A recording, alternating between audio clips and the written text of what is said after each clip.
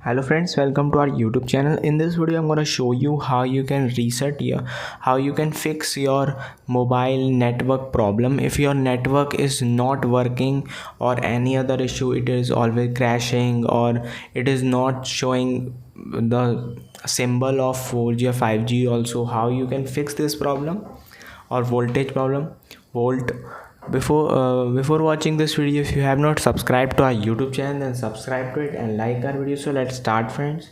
First, open the settings app, and here you have to just swipe up. You can see there is a system, and here it is a reset options, reset mobile network setting. Then you have to click on reset and reset setting, and then you have to simply just press power button, and you have to restart your mobile phone, and then it will be all fine, and now your network will be good.